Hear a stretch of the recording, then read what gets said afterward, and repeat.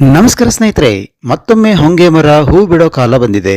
ರಸ್ತೆ ಬದಿಗಳಲ್ಲಿ ಚಿಗುರಿ ನಿಂತ ಹೊಂಗೆ ಮರಗಳನ್ನು ನೀವೀಗ ಕಾಣಬಹುದು.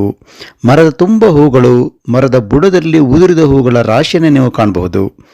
ಇಷ್ಟೊಂದು ಹೂಗಳು ರಸ್ತೆಯಲ್ಲಿ ಬಿದ್ದು ಹಾಳಾಗ್ತಾ ಇರೋದನ್ನ ನೋಡಿ ಇವುಗಳಿಂದ ಏನು ಉಪಯೋಗ ಇಲ್ವಾ ಅಂತ ನೀವು ಅಂದ್ಕೊಂಡಿರಬಹುದು. ಆದರೆ ಈ ಹೂಗಳಿಂದ ನೀವು ಊಹೆ ಕೂಡ ಮಾಡಲಾಗದಷ್ಟು ಉಪಯೋಗಗಳಿದಾವೆ ಸ್ನೇಹಿತರೆ. ಅಷ್ಟೇ ಅಲ್ಲ, ಈ ಹೊಂಗೆ ಮರದ ಎಲೆಗಳಿಂದ, ಇದರ ಬೀಜಗಳಿಂದ, ಬೇರಿನಿಂದ ಕೂಡ ಉಪಯೋಗಗಳಿದ್ದಾವೆ.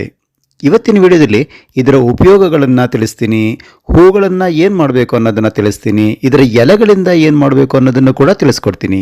ಈ ವಿಡಿಯೋವನ್ನು ಎಲ್ಲೂ ಸ್ಕಿಪ್ ಮಾಡದೆ ಕೊನೆವರೆಗೂ ನೋಡಿ.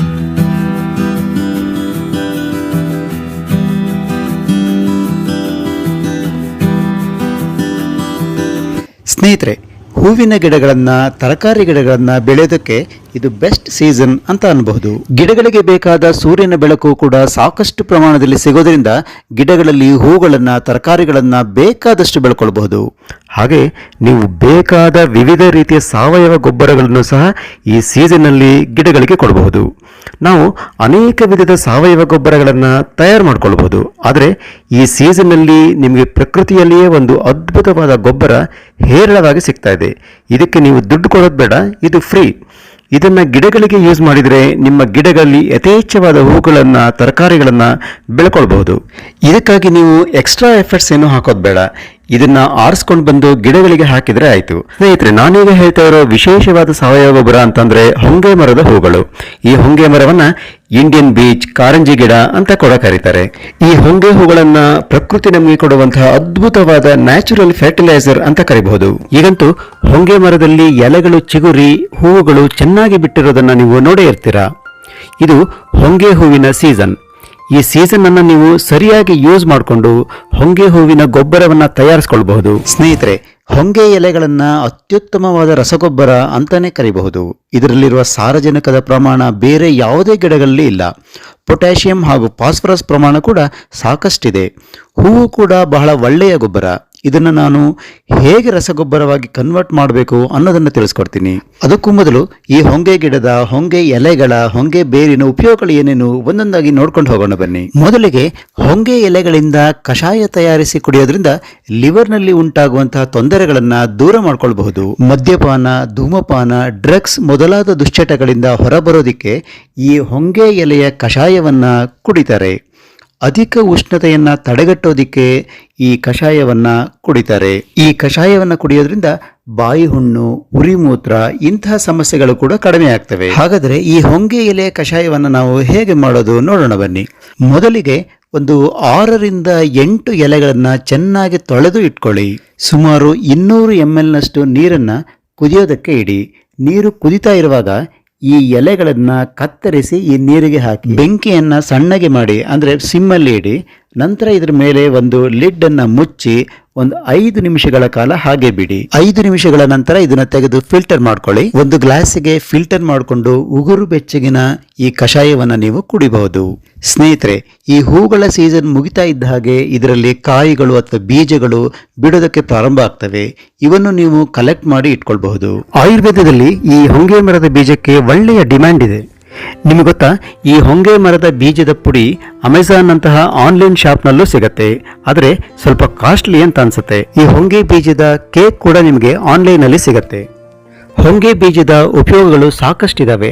ಚರ್ಮದ ಸಮಸ್ಯೆಗಳಿಗೆ, ಒಂದ್ ವೇಳೆ ಪೈಲ್ಸ್ ಆಗಿದ್ರೆ, ಆರ್ಥ್ರೈಟಿಸ್, ಜಾಯಿಂಟ್ ಪೇನ್, ಅಲ್ಸರ್, ಗಾಯ ವಾಸಿಯಾಗದೇ ಇರುವಂತಹ ಸಮಸ್ಯೆ, ಇವಕ್ಕೆಲ್ಲ ಈ ಹೊಂಗೆ ಮರದ ಅಥವಾ ಹೊಂಗೆ ಬೀಜದ ಪುಡಿ ಉಪಯೋಗಕ್ಕೆ ಬರುತ್ತೆ. ಹೊಂಗೆ ಬೀಜದ ಎಣ್ಣೆ ಕೂಡ ನಿಮಗೆ ಮಾರ್ಕೆಟಲ್ಲಿ ಸಿಗುತ್ತೆ. ಇದರ ಉಪಯೋಗಗಳು ಕೂಡ ಸಾಕಷ್ಟಿದಾವೆ. ಹೇರ್ ಫಾಲ್ ಕಂಟ್ರೋಲ್ ಇರ್ಬೋದು, ಡ್ಯಾಂಡ್ರಫ್ಗೆ ಸಹ ಈ ಎಣ್ಣೆ ಉಪಯೋಗಕ್ಕೆ ಬರುತ್ತೆ. ಈ ಹೊಂಗೆ ಬೀಜದ ಎಣ್ಣೆಯನ್ನ ಸಾಬೂನು ತಯಾರಿಕೆಯಲ್ಲಿ ಉಪಯೋಗಿಸ್ತಾರೆ. ಅಷ್ಟೇ ಅಲ್ಲ, ಮೇಣದ ಬತ್ತಿ ತಯಾರಿಕೆಯಲ್ಲೂ ಕೂಡ ಉಪಯೋಗಿಸ್ತಾರೆ.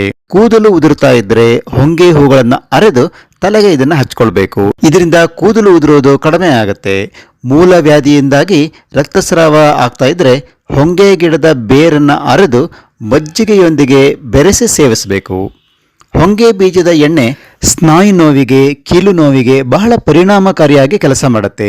ಆಮೇಲೆ ಚರ್ಮದ ಸಮಸ್ಯೆಗಳಿಗೆ, ದೇಹದಲ್ಲಿ ಗಾಯವಾದಾಗ ಈ ಹೊಂಗೆ ಬೀಜದ ಎಣ್ಣೆಯನ್ನ ಹಚ್ತಾರೆ. ಈ ಹೊಂಗೆ ಮರಗಳು ನಿಮಗೆ ಸಾಮಾನ್ಯವಾಗಿ ಎಲ್ಲ ಕಡೆ ಸಿಗುತ್ತೆ. ನಿಮ್ಮ ಮನೆಯ ಸುತ್ತಮುತ್ತ ಒಮ್ಮೆ ತಿರುಗಾಡ್ಕೊಂಡು ಬನ್ನಿ, ಹೊಂಗೆ ಮರ ನಿಮಗೆ ಕಂಡೇ ಕಾಣುತ್ತೆ. ಈ ಹೊಂಗೆ ಹೂಗಳು ಮರದ ಕೆಳಗೆ ಹೇರಳವಾಗಿ ಬಿದ್ದಿರೋದನ್ನು ಕೂಡ ನೀವೀಗ ಗಮನಿಸಬಹುದು. ಈ ಹೊಂಗೆ ಹೂಗಳನ್ನು ನಾವು ಗೊಬ್ಬರವಾಗಿ ವರ್ಷ ಪೂರ್ತಿ ಹೇಗೆ ಉಪಯೋಗಿಸೋದು ಅನ್ನೋದನ್ನು ನಿಮಗೆ ಮುಂದೆ ತಿಳಿಸ್ತೀನಿ. ಗಿಡಗಳಲ್ಲಿ ಎಲೆಗಳು ಹಚ್ಚ ಹಸಿರಾಗಿ ಬೆಳೆದು ಹೂ ತರಕಾರಿಗಳನ್ನು ಬಿಡಬೇಕು ಅಂತಾದರೆ ನೈಟ್ರೋಜನ್ ಹೆಚ್ಚಿರುವಂತಹ ಗೊಬ್ಬರವನ್ನು ಗಿಡಗಳಿಗೆ ಕೊಡಬೇಕಾಗತ್ತೆ. ಈ ಹೊಂಗೆ ಹೂಗಳಲ್ಲಿ ನೈಟ್ರೋಜನ್ ಹೇರಳವಾಗಿ ಇರುತ್ತೆ. ಯುಗಾದಿ ಹಬ್ಬದ ಸಮಯದಲ್ಲಿ ಹೊಂಗೆ ಮರಗಳು ಹೂಗಳನ್ನು ಬಿಡೋದಕ್ಕೆ ಪ್ರಾರಂಭಿಸಿದರೆ ತಿಂಗಳ ಪೂರ್ತಿ ನಾವು ಮರಗಳಲ್ಲಿ ಹೂಗಳನ್ನು ಕಾಣಬಹುದು. ಆದ್ದರಿಂದ ಪ್ರಕೃತಿದತ್ತವಾದ ಸಾರಜನಕ ಭರಿತ ಈ ಹೊಂಗೆ ಹೂಗಳನ್ನು ನಾವು ನಮ್ಮ ತರಕಾರಿ ಗಿಡಗಳು, ಹೂವಿನ ಗಿಡಗಳಿಗೆ ಹಾಕೋದ್ರಿಂದ ಗಿಡಗಳಿಗೆ ನೇರವಾಗಿ ಸಾರಜನಕವನ್ನು ಕೊಡಬಹುದು. ಈ ಹೊಂಗೆ ಹೂಗಳನ್ನು ನೀವು ಗಿಡಗಳಿಗೆ ಅಂತಂದ್ರೆ ಮಣ್ಣಿನ ಮೇಲ್ಭಾಗದಲ್ಲಿ ಹಾಕಬಹುದು. ಈ ಬೇಸಿಗೆಯಲ್ಲಿ ಈ ಹೂಗಳನ್ನು ಮಲ್ಚಿಂಗ್ ರೀತಿಯಲ್ಲಿ ಬಳಸಬಹುದು. ಇದರಿಂದ ಏನಾಗುತ್ತೆ ಅಂದರೆ ಮಣ್ಣಿಗೆ ಸೂರ್ಯನ ಬಿಸಿಲು ನೇರವಾಗಿ ತಾಗೋದಿಲ್ಲ, ಇದರಿಂದ ಉಷ್ಣಾಂಶ ಹೆಚ್ಚಾಗೋದಿಲ್ಲ, ಮಣ್ಣಿನ ಮೇಲ್ಭಾಗ ಒಣಗೋದಿಲ್ಲ. 1 ತಿಂಗಳಲ್ಲಿ ಈ ಹೂಗಳು ಡಿಕಂಪೋಸ್ ಆಗ್ತವೆ. ಅಲ್ಲದೆ ಈ ಹೂಗಳಲ್ಲಿ ಮೆಡಿಸಿನಲ್ ವ್ಯಾಲ್ಯೂ ಕೂಡ ಇದೆ. ಅಂದರೆ ಈ ಹೂಗಳನ್ನು ನಾವು ಗಿಡಗಳಿಗೆ ಹಾಕೋದ್ರಿಂದ ಗಿಡಗಳಿಗೆ ಬರುವಂತಹ ಕೀಟಗಳ ಬಾಧೆಯನ್ನು ಕೂಡ ತಪ್ಪಿಸಬಹುದು. ಅಂತಂದ್ರೆ ಈ ಹೂಗಳನ್ನು ಹಾಕೋದ್ರಿಂದ ಮೀಲಿ ಬಗ್ಸ್, ಅಫಿಡ್ಸ್ ಇಂತಹ ಕೀಟಗಳು ಗಿಡಗಳಿಗೆ ಬರೋದಿಲ್ಲ. ಈ ಹೊಂಗೆ ಮರದ ಹೂಗಳನ್ನು ನೀವು ಎಲ್ಲ ರೀತಿಯ ಗಿಡಗಳಿಗೂ ಉಪಯೋಗಿಸಬಹುದು. ಅಂದ್ರೆ ಎಲ್ಲ ರೀತಿಯ ಹೂವಿನ ಗಿಡಗಳಿಗೆ ಹಾಕಬಹುದು. ಜೊತೆಯಲ್ಲಿಯೇ ತರಕಾರಿಗಳಿಗೂ ಕೂಡ ಇದು ಒಂದು ಬೆಸ್ಟ್ ಫರ್ಟಿಲೈಸರ್ ಅಂತ ಅನ್ಬೋದು. ಬದನೆಕಾಯಿ, ಟೊಮೆಟೊ ಇಂತಹ ಗಿಡಗಳಿಗೆ ಇದು ಚೆನ್ನಾಗಿ ವರ್ಕೌಟ್ ಆಗುತ್ತೆ. ಅಷ್ಟೇ ಅಲ್ಲ, ಆರ್ನಮೆಂಟಲ್ ಗಿಡಗಳಿಗೂ ಕೂಡ ಈ ಹೂಗಳನ್ನು ನಾವು ಗೊಬ್ಬರವಾಗಿ ಉಪಯೋಗಿಸಬಹುದು. ಈ ಸೀಸನ್ ಅಲ್ಲಿ ನೀವೇನ್ ಮಾಡಬೇಕು ಅಂತಂದ್ರೆ ಈ ಹೊಂಗೆ ಹೂಗಳನ್ನ ಶೇಖರಿಸಿ ಇಟ್ಕೊಳ್ಬೇಕು. ಇದರಿಂದ ವರ್ಷ ಪೂರ್ತಿ ನೀವು ಗೊಬ್ಬರವನ್ನ ತಯಾರಿಸಿ ಗಿಡಗಳಿಗೆ ಹಾಕಬಹುದು. ನಮ್ಗೆ ಈ ಸೀಸನ್ ಅಲ್ಲಿ ಒಂದೇ ಬಾರಿಗೆ ಸಿಗುವಂತಹ ಅಷ್ಟು ಹೂಗಳನ್ನ ಯೂಸ್ ಮಾಡ್ಕೊಳ್ಳಿಕ್ಕೆ ಆಗೋದಿಲ್ಲ. ಆದ್ರಿಂದ ನೀವು ಏನ್ ಮಾಡಬೇಕು ಅಂತಂದ್ರೆ ನಿಮಗೆ ಸಿಗುವಂತಹ ಎಲ್ಲ ಹೂಗಳನ್ನ ಶೇಖರಿಸಿ ಇಟ್ಕೊಳ್ಳಿ. ಈ ಹೂಗಳನ್ನ ಬಿಸಿಲಲ್ಲಿ ಒಣಗಿಸಿ. ಹೇಗಿದ್ರು ಈಗ ಬಿಸಿಲು ತುಂಬಾನೇ ಇರೋದ್ರಿಂದ ನೀವು ಇದನ್ನ ಚೆನ್ನಾಗಿ ಒಣಗಿಸಿ ಇಟ್ಕೊಳ್ಬಹುದು. 4 ರಿಂದ 5 ದಿನಗಳವರೆಗೆ ಚೆನ್ನಾಗಿ ಒಣಗಿಸ್ಕೊಂಡ್ಬಿಟ್ಟು ನಂತರ ಇದನ್ನ ಗ್ರೈಂಡ್ ಮಾಡಿ ಇಟ್ಕೊಳ್ಳೋದು ಒಳ್ಳೆಯದು. ಹೀಗೆ ಸ್ಟೋರ್ ಮಾಡಿ ಇಟ್ಕೊಂಡಂತಹ ಪುಡಿಗಳನ್ನ ನೀವು ಆಗಾಗ್ಗೆ ಸ್ವಲ್ಪ ಪ್ರಮಾಣದಲ್ಲಿ ಗಿಡಗಳಿಗೆ ಹಾಕ್ತಾ ಇದ್ರೆ ಸಾಕು. ನೈಟ್ರೋಜನ್ ಗಿಡಗಳಿಗೆ ಬೇಕಾದಷ್ಟು ಸಿಗತ್ತೆ. ಬೇಕಿದ್ರೆ ಇನ್ನೂ ಒಂದು ಕೆಲಸ ಮಾಡಬಹುದು. ನೀವು ಈ ಪುಡಿಯನ್ನ 1 ದಿನ ನೀರಲ್ಲಿ ನೆನೆಸಿಟ್ಬಿಟ್ಟು ಮಾರನೇ ದಿನ ಗಿಡಗಳಿಗೆ ಹಾಕಬಹುದು. ಇದರಿಂದ ನೈಟ್ರೋಜನ್ ಅಥವಾ ಪೋಷಕಾಂಶಗಳು ನೇರವಾಗಿ ಗಿಡಗಳಿಗೆ ಸಿಗತ್ತೆ. ನೀವು ಇನ್ನೂ ಒಂದು ರೀತಿಯಲ್ಲಿ ಈ ಹೂಗಳನ್ನ ಗೊಬ್ಬರವಾಗಿ ಕನ್ವರ್ಟ್ ಮಾಡಬಹುದು. ನಿಮ್ಮ ಗಾರ್ಡನ್ ನಲ್ಲಿ ಜಾಗ ಏನಾದ್ರೂ ಇದ್ರೆ ಸಣ್ಣದಾಗಿ ಒಂದು ಪಿಟ್ ಅನ್ನ ಮಾಡ್ಕೊಳ್ಳಿ. ಅಂದ್ರೆ ಒಂದು ಗುಂಡಿಯನ್ನ ನೀವು ಮಾಡ್ಕೊಂಡ್ಬಿಟ್ಟು ಅದರಲ್ಲಿ ಈ ಹೂಗಳನ್ನೆಲ್ಲ ತುಂಬಿ ನಂತರ ಅದರ ಮೇಲ್ಭಾಗದಲ್ಲಿ ಒಂದು ಲೇಯರ್ ಮಣ್ಣನ್ನ ಹಾಕಿ. ಸುಮಾರು 1 ತಿಂಗಳಲ್ಲಿ ಇದು ಗೊಬ್ಬರವಾಗಿ ಕನ್ವರ್ಟ್ ಆಗುತ್ತೆ. ಒಂದ್ ವೇಳೆ ನಿಮ್ಮ ಗಾರ್ಡನ್ ಅಲ್ಲಿ ಜಾಗ ಇಲ್ಲ ಅಂತಂದ್ರೆ ನೀವೇನ್ ಮಾಡ್ಬೋದು ಅಂತಾರೆ, ಒಂದು ಸಿಮೆಂಟ್ ಅಥವಾ ಮಣ್ಣಿನ ಪಾಟ್ ಏನಿದೆ ಅದನ್ನು ತಗೊಂಡ್ಬಿಟ್ಟು ಅದರ ತುಂಬ ಈ ಹೂಗಳನ್ನು ತುಂಬಿ ಮೇಲೆ ಒಂದು ಲೇಯರ್ ಮಣ್ಣನ್ನು ಹಾಕಿ ಸುಮಾರು 1 ತಿಂಗಳಲ್ಲಿ ಈ ಗೊಬ್ಬರ ತಯಾರಾಗುತ್ತೆ. ಹಾಗಾಗಿ ಈ ಗೊಬ್ಬರವನ್ನು ಹಾಕ್ತಾ ಇರೋದ್ರಿಂದ ಗಿಡಗಳು ಚೆನ್ನಾಗಿ ಬೆಳೀತವೆ ಮತ್ತು ಸಾಕಷ್ಟು ಹೂಗಳನ್ನು ಬಿಡ್ತವೆ.